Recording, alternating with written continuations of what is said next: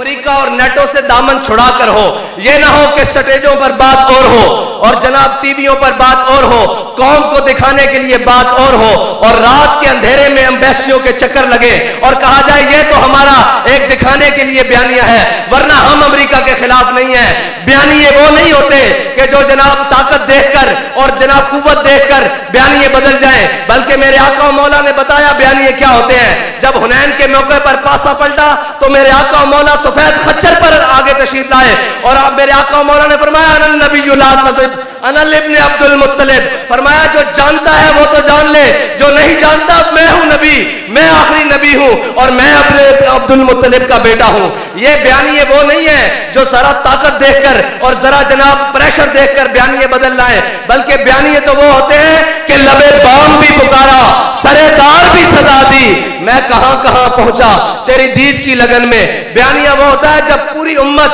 पूरा कुफर इकट्ठा हो जाए, उनके अपने और बेगाने भी इकट्ठे हो जाए, उनके जनाब गुमाश्ते और मीडिया और जनाब सारा कुछ इकट्ठा हो जाए और वो कहे कि नहीं जी इस्लाम अमन से फैला है, तो एक बाबा जी व्हील चेयर पर आगे कहते हैं और कहते हैं इस्लाम अमन से जरूर फैला है लेकिन इस्लाम गैरत का दर्स भी देता है। इस्लाम मेरे आका मौला सल्लल्लाहु अलैहि वसल्लम की तलवार उठाने का दर्स भी देता है, इस्लाम बदर में जाने का दर्स भी देता है, इस्लाम ओहद में जाने का दर्स भी देता है, इस्लाम खंदक में जाने का दर्स भी देता है, मुरैसी मुस्तलिक तबूक जरमूक कादसिया में जाने का भी दर्स देता है। इस्लाम घर में बैठने के तस्बीह पढ़ने का हुक्म भी देता है और जब मौका आ जाए तो फिर तलवार उठाकर मैदान में जाने का हुक्म भी देता है।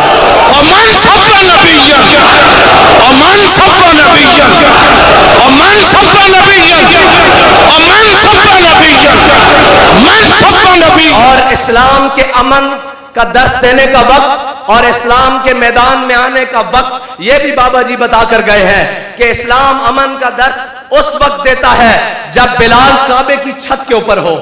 जब फतह मक्का हो रहा हो, फिर कहा जाता है मन दखल दार अबी सुफियाना फहुवा आमिना, मन दखल दार हकीम इब्न हिज़ाम फहुवा आमिना। फतह मक्का के दिन सारे आदाए दी नुसरत मुस्तफा देखते रह गए। वो दिन है जब कहा जाता है इज़ा जा नस्रुल्लाहि वल फतह, जब कहा जाता है इन्ना फतहना लका फतहम मुबीना। लेकिन उस मौके के ऊपर भी गुलामों का ये काम नहीं, जो हुजूर के